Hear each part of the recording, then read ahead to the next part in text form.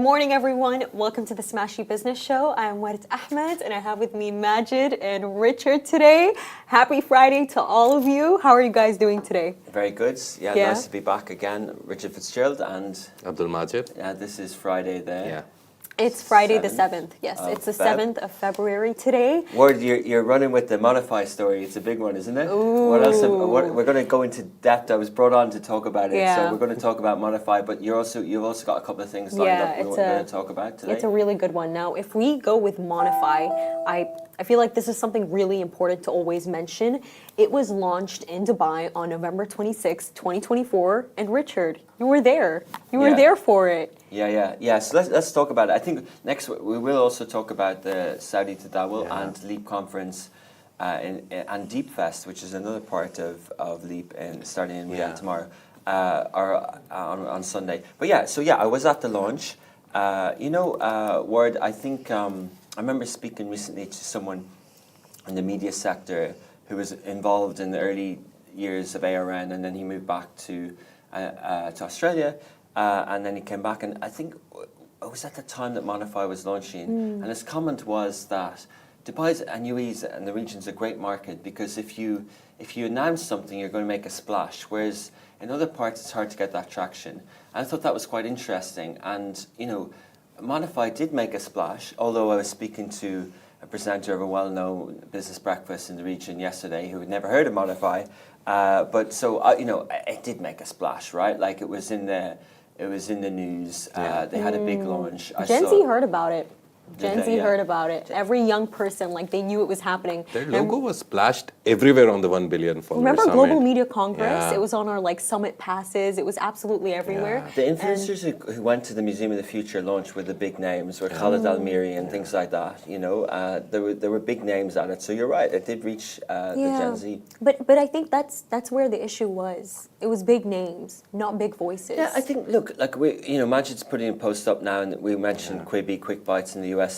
There was also, there's plenty of examples around the world of the term that's used in the US is benevolent billionaires, right? Because what's the alternative for media these days? How do you make money? Like news organizations are shuttering around the world. Journalism, the business model is broken. The big tech platforms are taking ad dollar and no one's really paying for subscriptions, right?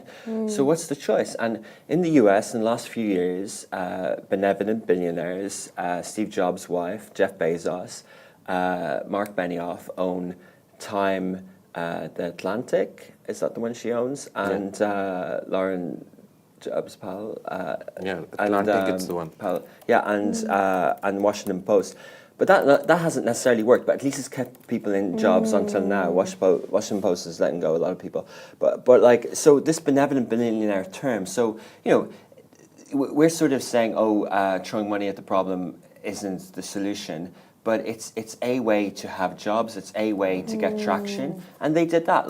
We've been doing Smashi since 2019, 2020, and we're doing it the long, slow, steady haul of the way. And there's other people who are sticking with legacy media brands and gradually transitioning them, not cannibalizing their business. If you've got an events business or a print business or a TV business or a radio business, more power to you. If you're generating revenue in that way, at least you're employing jobs. So there's many different ways to make media and to make a business model around media.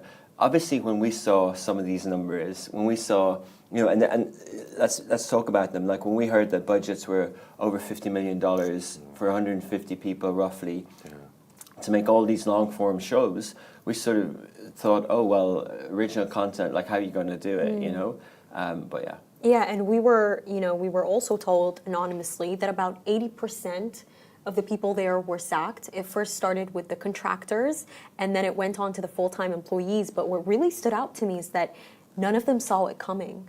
They didn't see this coming. They didn't think it would happen to them, and reportedly, they didn't see it coming whatsoever, and they were told this will not affect full-time employees. And I think what's ironic about the entire situation is that it's called MONIIFY, right? So to monetize. And, Naguib himself, the Egyptian billionaire and telecom giant in Egypt, he wanted to say that I want to make people rich. And I think that in itself is the entire issue. making people rich. Did you want to make people rich, or did you want to make the company rich? And the company, of course, because it's a media startup, it's not going to be rich right away. So I think that's what happened there, They were aiming for high numbers immediately and right away, and that's not what they received. And that's completely normal because it's a startup. It happens with startups. It does, but when we saw it, I remember when Blinks launched, I remember hearing about the app that they were making and how it was like Snapchat, and ultimately Blinks did really well on Instagram because it had Blinks Now, and it was at the time of the 2023-2025 genocide in Gaza, and they started heavy news, and people were like, oh wow, look at this. So it kind of worked, and it got quite big quite quickly, but it was treated like a newsroom. Naturally, the ex-Al Arabiya leader in terms of news, and he knew what he was doing in news, and it had one sort of regional audience. Seeing the mixed posts, social media strategy alone looked a little bit hard to see who's going to follow this Instagram account. Is it someone in Singapore? Is it someone in Amman in Jordan? Is it someone in Cairo? Like, who's going to follow this, or KL or whatever? So from a social media strategy point of view, should they had more naming conventions? I know I'm getting quite granular and detailed, but I agree with you, Ward. Some of the purposes of MONIIFY and what Naguib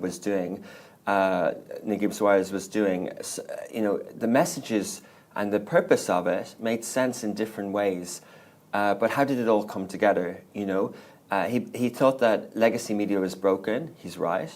It needed new legacy media. He also, at the end, he wanted his legacy to give back. But was this the right way to give back? He also felt that young people needed to learn how to make money. He's right, but is this the right way?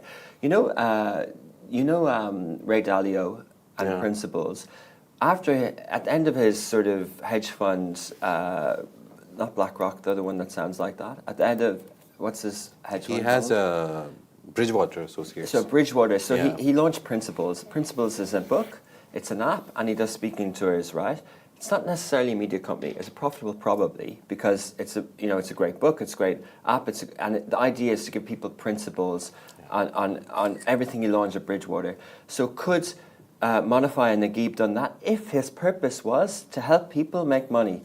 Yeah. If the purpose is media, is this the right way? Everyone can do things differently. As I said, it may still work, but looking at the unit economics of media these days, it's hard.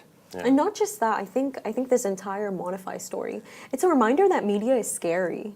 No, really, it's really scary. Like, even me, like, I sat there and I'm like, whoa, like, this is the beginning of my career. I should be a bit nervous here because of the fact that people just get sacked off a lot.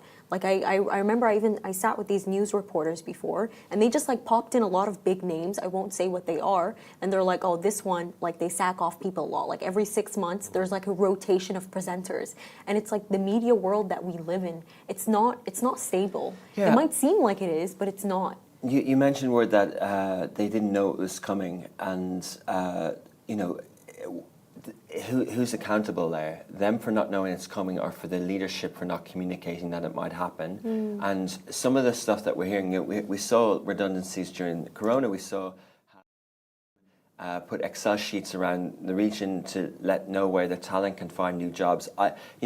As a media employer, I would love a list of the 100 people and their contact details. Yeah. To able to help them, or necessarily if we wanted to employ them, and I think, imagine you and I talked about what Airbnb did during Corona when they couldn't rent out their apartments.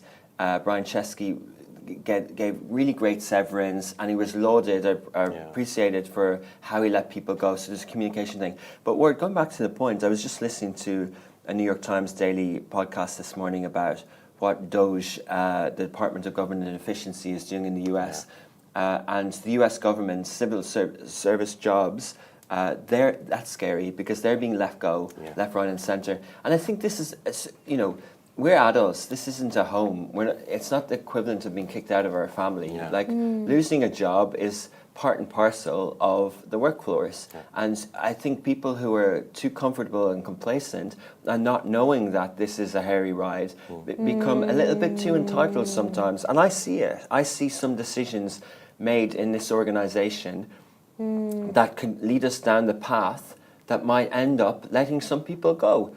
And I want everyone to stop making those decisions because I feel responsible. You know, alhamdulillah, we haven't let anyone go since we did a really, really, really small reduction during Corona, like 4 people, and now we're 115 people, and we haven't fired people over business, and we have 3 loss-making offices in the region, and still we're not letting people go, right? Yeah. And we're doing it because we're accountable, we're responsible. But I want this to be an organizational approach. You know, we're in this together. Like we are profitable. We are for profit. Yeah. And this going back to the point of benevolent billionaire is that if you work for a Jeff Bezos or a Mark Benioff, who's a Salesforce guy, or someone linked to Steve Jobs, his wife, and that sort of Apple money, you think, oh, I'm cool. I can go out and I can book expensive hotels, and I can have no accountability on budgets, and I can pay for fancy meals to do interviews, and I can just do it, right? And I think that's the point. Like, if people are being complacent with budgets in organizations, there's no such thing as a free lunch. One of the first principles of economics, there are knock-on effects, and I think it's true, right?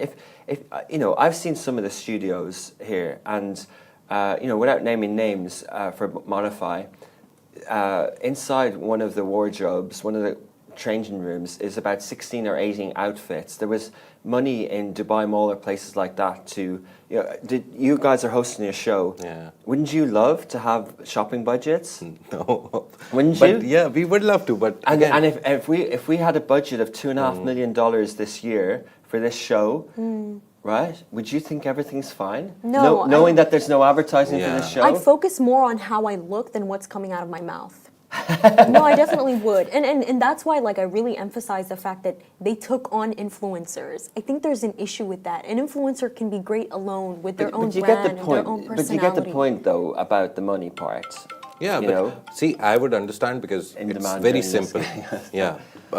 If I see too much money going in and nothing coming out, I'll be very scared. I'll be like, this is not sustainable. Yeah. From a business perspective, it's never sustainable that a lot is going in and nothing is coming out. It's not your job, and I think journalists and content creators should be focused on building audience and not having to worry about money. But I think you need to the point of them not knowing it was coming. Yeah. Well, okay, but it's a business. Yeah. Do you think that this gentleman doesn't ever want to make money? But let's talk about that influencer point. Do you think that influencers can't make media, or? It's not that I think that It's not that I think that influencers can't make media. It's that I think that influencers are influencers, and their entire brand is about being them. Do you know what I mean? Totally Because agree. if you take a look at it, like every influencer who's developed such a large brand, what is it all about? Them, their personality. If you're gonna walk into an entity and you're gonna represent it, your job is not just to tell a story about yourself. It's to tell a story about whatever branding that they had, and what I felt like it was tough for them to move from their own branding, their own personalities. Right. Like, for example, one of the presenters that works for MONIIFY, and I think he's absolutely great, Asa. I think he does an amazing job. Nice But guy. I remember that he was in Khalij Times before, and I used to watch his videos with KT+, KT+. right? Yeah, he doing was videos with. for KT+. I think it was probably a contract. Yeah, he has his own consultancy, social kind of agency, but he has his own brand, and he worked with Nastelli a bit. Worked on the Visionaries in the Media Academy, and it's great. He's a really good presenter. But I get your point, and I think they want to collab posts on Instagram. It's about their profile growth. That's what I mean. I feel like they thought more of the appearances and the engagement more than what's coming out of people's mouths. They were like, okay, they're great. They make a lot of money. They're influencers with a lot of followers. We're going to bring them on and they're going to say really good stuff. And it's like, I was watching the videos. They sound really good, but like nothing coming out of their mouth is actually of worth substance. Yeah, do you understand what I mean? I see what you mean. I think some of this is subjective on whether it's substance or not. I think the business model needs to, a good business model designed for people like that can work. We see there's one podcast network in the UK called Goalhanger, and they have all the biggest podcasts in the world. The rest is history, the rest is politics. I'm quite intrigued to listen to Alistair Campbell, who was a spin doctor media guy for Tony Blair in British politics in 1990. Yeah. Went to Damascus last week and interviewed Ahmad al-Shara, the leader of Syria, in the rest of politics. That will be the biggest listen to politics interview globally, probably, unless Trump does one in the next week or so. That's from 50/50 rev share podcast network, right? With two hosts, with creators, with influencers as the journalists. We saw Tucker Carlson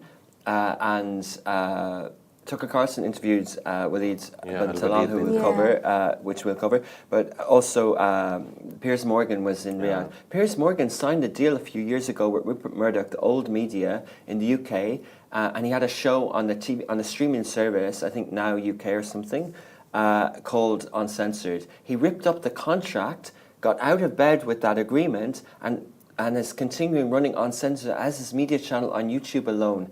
Now he uses their studios, but he's so independent creators and influencers can be the model if it's done in the right way. Vox Media in the US, a bit like Augustus Media, you know, text, audio, and video, newsletters, magazines, social media, websites and apps and stuff.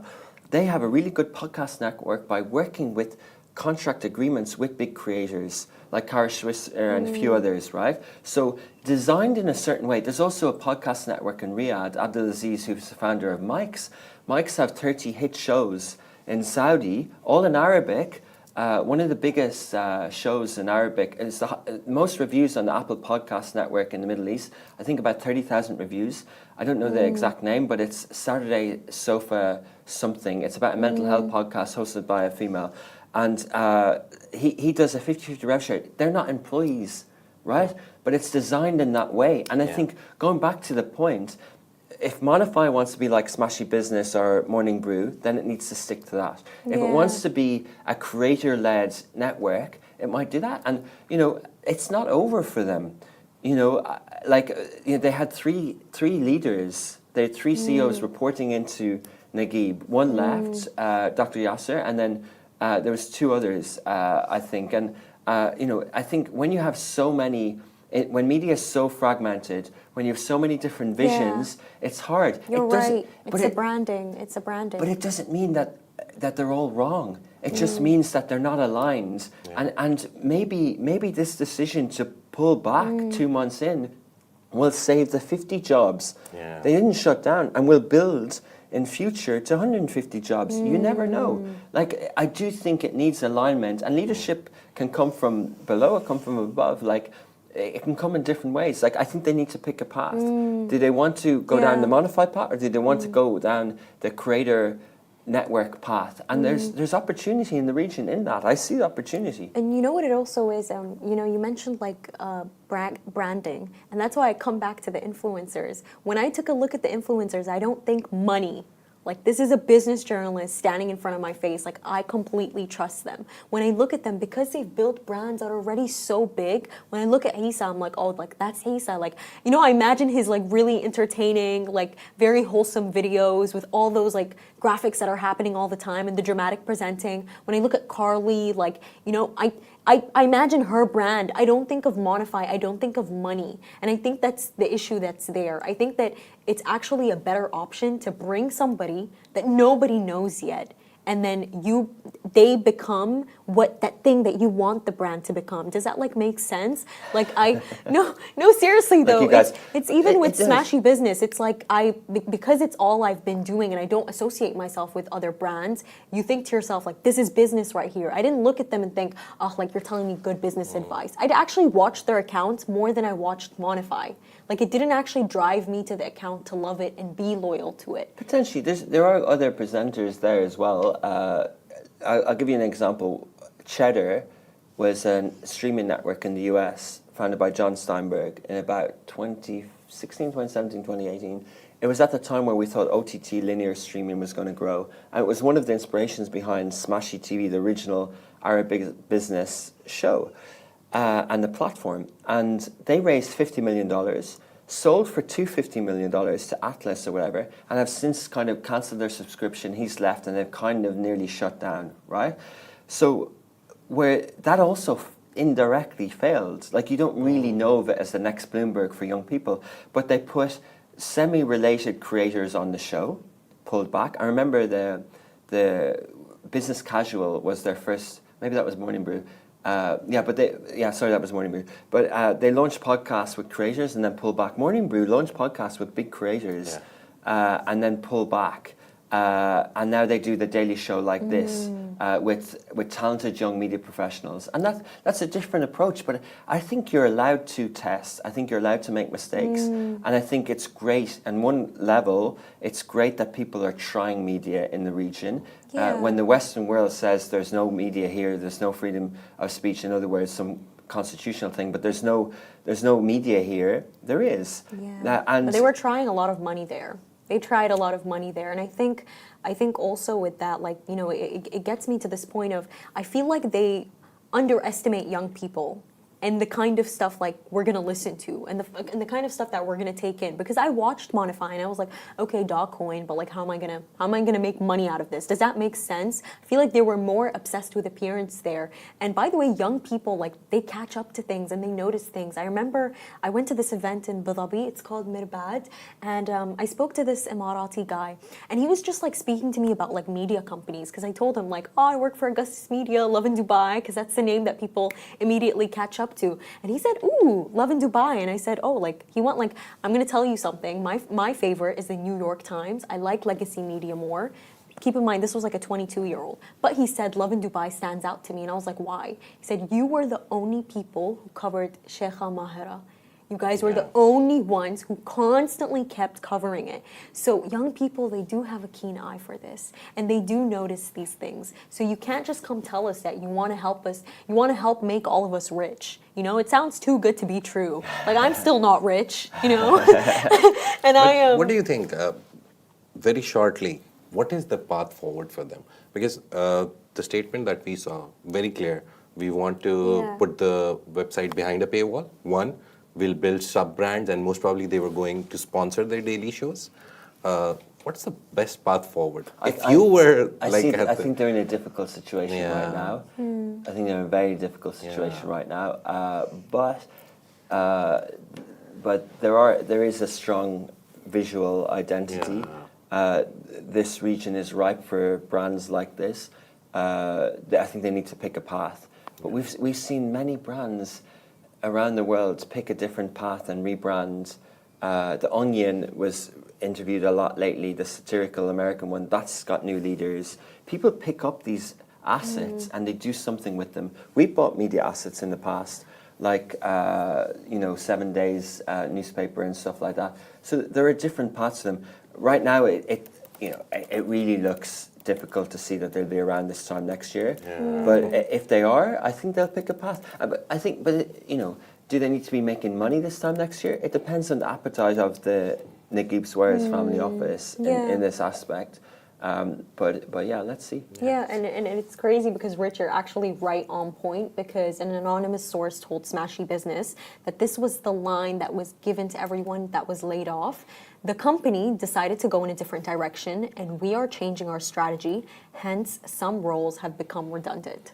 Yeah, and look, when we heard this was happening, we heard about 2 weeks ago, and we decided to keep the sources confidential and not publish it then. But we heard that they were moving away from the originals and keeping it into vertical video and shorts. And some of the original shows were high production and getting 300 views on YouTube. And the reason given was, it needs time, which is true. But I think the strategy to move away from long form, and I watched some of those YouTube videos and I looked for it on the podcast apps and they weren't there. And they don't have a WhatsApp channel. So this begs me the question, is the digital strategy fully thought through? But then if they're doing shorts and originals and they focus on that, and I think there's the clue in terms of what they'll do next. I think they'll do that. But then, at the launch event on that day where we were given expensive Samsung tablets with MONIIFY logo at the back. You gave it to me. I got it.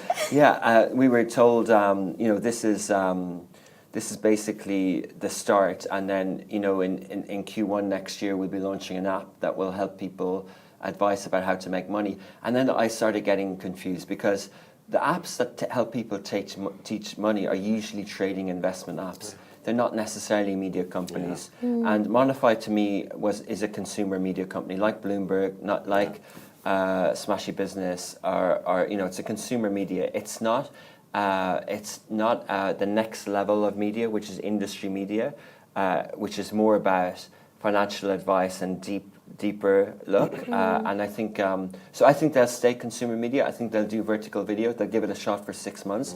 Realize it's also hard, and then we'll see. Yeah. We'll see, definitely. Also, just last thing, I felt they brought TV to social media. Their quality of production.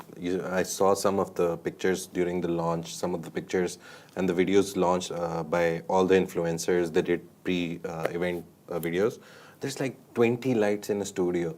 Why are you doing that? Why are you spending so much on that? Because you're trying to create a TV-like production, a very good, high-quality production for social media. And what we realized when you came to the show and she was making a story, you have to be relatable to normal people. You do. As we say this, Madge is sitting in as a fancy studio with LED video walls and fancy lights. Look, I think it's different. Like we look at, I saw a studio on TikTok of Dude Perfect and content creators in the US. It's like a games room. It's a theater. Apparently, BuzzFeed studios are fancy. I think you can build up to it. Anas Bukasha has nice studios. The Mo Show in Saudi started small, and now he has bigger studios.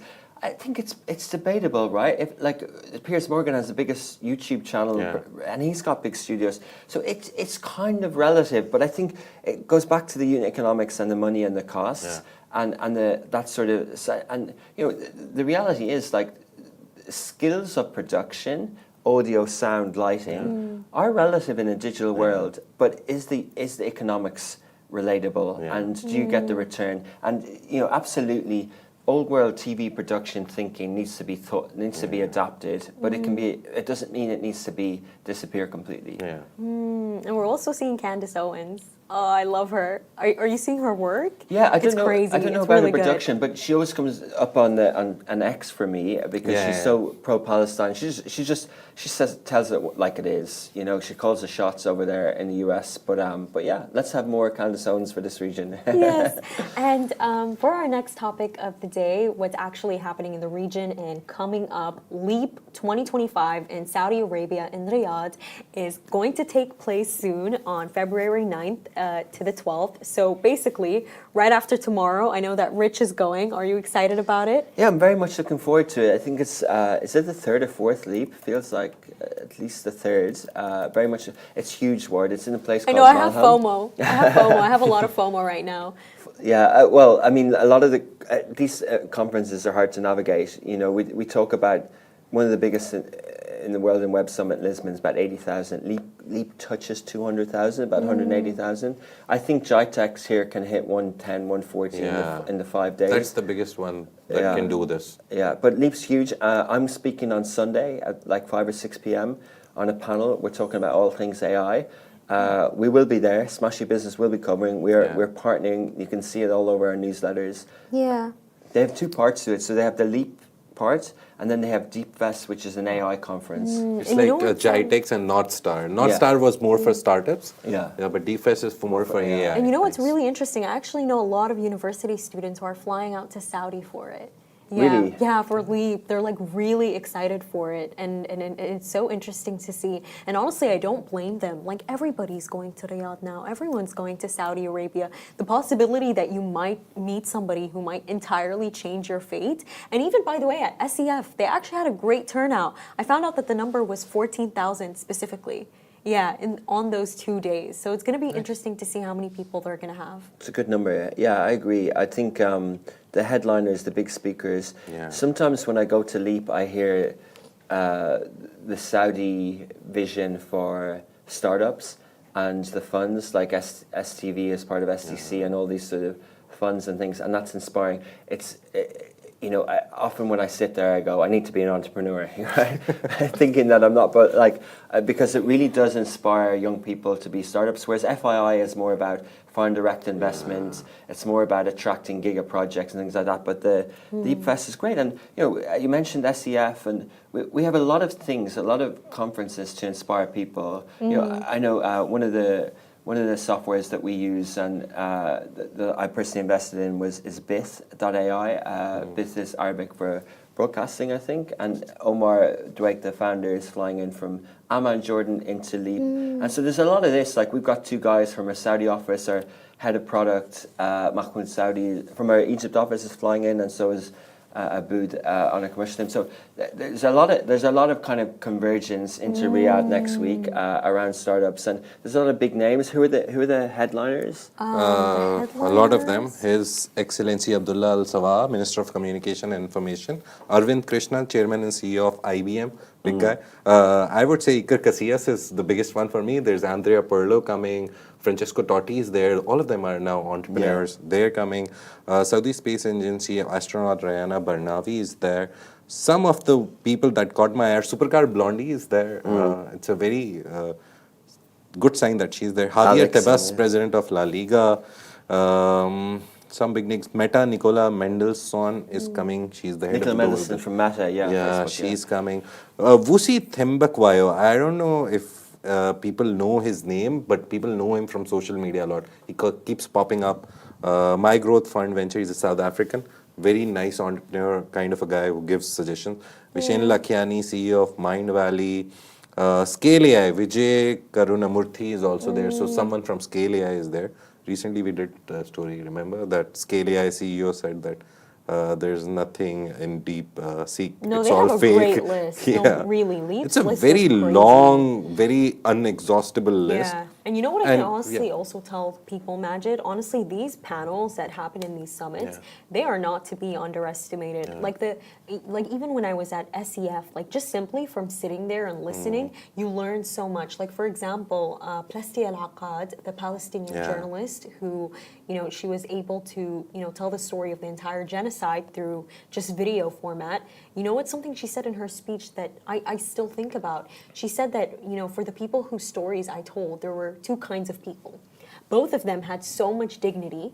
The first kind had so much dignity that they wanted their stories to be told. Like if they're, you know, if astaghfirullah, their leg was cut off, they want that to be shown to the world. And then the second type was those who had so much dignity, they don't want their stories to be told. They don't want to be seen that way. And I remember even your panel, Rich. You know, it's really funny. I told all my friends, I'm like, oh guys, like, you know, Richard, he's going to speak about burnout. We're going to get some really good advice there. And they all went, by the way. And then I see it and it's like, I think burnout is good. Do you actually believe that? I did use that quote, but then when I was editing the video, I said we need to rethink burnout. Yeah. And we need to rethink how we think of it as a negative. Because sometimes words in the English language have negative connotations. I think it's unnecessary. I think burnout is used too much. You know, if I was training for a marathon and I was tired after a 30K run, would I say I have burnout? No. If I'm studying for an exam and I'm doing a master's and one week I have to do a 70-hour week or a 40-hour week studying, do I say I have burnout?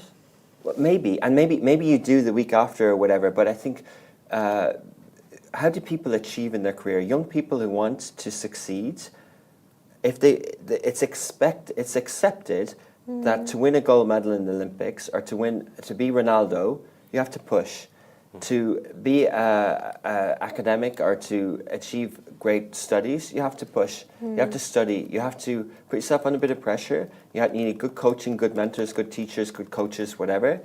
In the workplace, people don't feel they have to push. They think showing up is enough. Showing up isn't enough. So then if you feel that you've exerted, if 70% is showing up and you do 80, 90%, and then some days you do 100%, and then the next day you're tired or you burnt out. Now, if you do 100% for 3 weeks in a row, you're burnt out. Just like if you do 100% training in fitness for 3 weeks in a row, then you're not supposed to. So you have bad coaches and you have bad mentors. So it's on your line managers and your directors and your bosses to not let you burn out, to not let you do 100% all the time. But don't come to me after doing 100% once, or and don't come to me at 50% and wonder for 3 years and wondering why you're not progressing. Like it just Wow. doesn't make sense. It's That's right. deep. It's like Yeah, exercise, that's right? deep. Like you do a lot of workout, but you need recovery time. So it's fine to burn yourself out, but take some time for recovery, and then again try again. I guess I it's think we just need to you rethink need the to find a word balance. the Yeah. burnout. Yeah. It's like when Gary Vaynerchuk got cancelled for saying hustle culture or hustle porn or whatever the term was used against him at the time. He rephrased it because it was like, why are you telling us all to push so hard and to push ourselves to the limit? But he genuinely believed it was needed and it was an ingredient that made him successful. And then he can tailor it. Like I believe I pushed myself further and made sacrifices. And I still believe that's a fundamental part of success. Just like anyone who achieves, I remember one of the first events I covered in Love in Dubai, in the last 10 years, Michael Phelps, the famed American swimmer who's the most gold medals ever, listen to him. Did he complain about burnout? He never Like did. when he his coach used to say money in the bank, an extra day swimming, they would have goals of how many lengths they cover every day. They wouldn't miss New Year's Day because they want to cover that day swimming because it's money in the bank. And that's the results. The results are the results. The results speak for themselves. No one, Ronaldo, like Mo Salah scored an unbelievable penalty last night. Every day on his Instagram he posts himself in the gym, right? Whereas the contrast is the same age as him, Neymar, 32. Yeah. Neymar is overweight. Yeah. He's gambling, he's this, he's that, right? He's broken Yeah. up. Yeah, but and I know Neymar did have a cruciate or a ligament injury, but like I think the point is like it's clear to see, right? But Mo Salah isn't complaining about burnout. Yeah. Man, he's played more games than anyone. He's not complaining about burnout. Yeah. Yeah, I So, think yeah. no. It's funny that you mentioned this because I always tell Majid like it's my dream to sit with Neymar and tell him like, why'd you ruin your career? No, because it's not ruined. Don't get me wrong. He makes millions, but it's like in my personal opinion, I think that he could have been the best footballer in the world because he had the natural talent. But did he have the right advice? Like in my era, we grew up with Alex Ferguson putting Ryan Giggs and Wayne Rooney and everyone under his shell and David Beckham and everything. Now we see Marcus Rashford leaving Manchester United. That wouldn't happen under Fergie, right? Yeah. Under Alex Ferguson. If Alex Ferguson, they used to say Paul Gascoigne, one of the famous English players who had addiction issues and things like that, they used to say that if he signed for Man United at that time, when he went from Newcastle to Tottenham, his life would have changed. And I think that sort of puts this relationship in perspective. I understand what this industry is. I've lived it and worked it for nearly 20 years. Other people have done it a lot longer. I'm responsible. I don't want people to be burnt out in our organization. But also I know what it takes, and I know what it takes to be good, or I've seen other people do it. So I'm also know to call out bullshit when I hear it.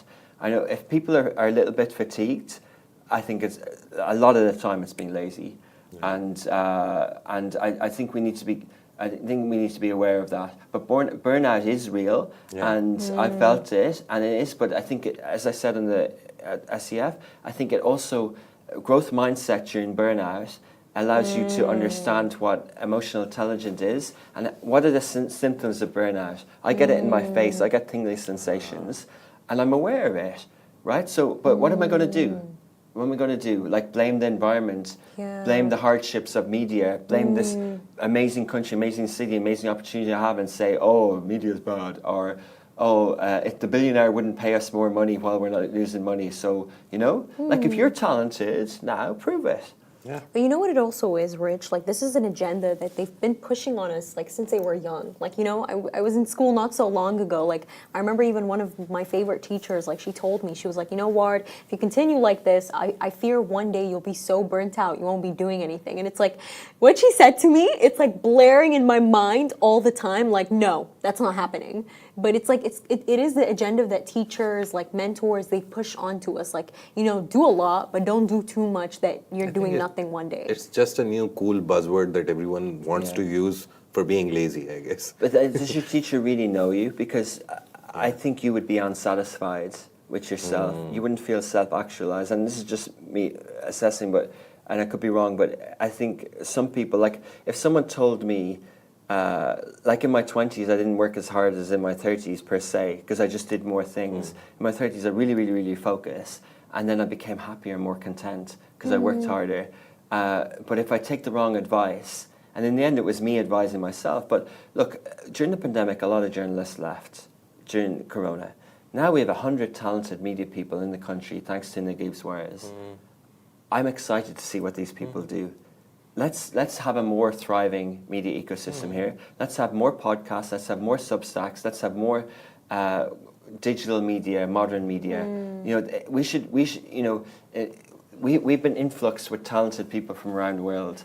If 80 of them do good and go on from here, it'll be better for all of us. The next media companies that hire the next Majids and Wards will, inshallah, be from the remnants and the spillover of the redundancies this week. Yeah, and you know, we were speaking about laziness a lot right now. Well, let me tell you, Saudi Arabia has not been lazy whatsoever. Their IPOs have outperformed those in the UAE and Egypt in 2024 with stronger post-listing stock appreciation. So essentially what happened is that investors actually favored mid-sized IPOs with solid fundamentals over high-profile listings that may have been overvalued in Saudi Arabia.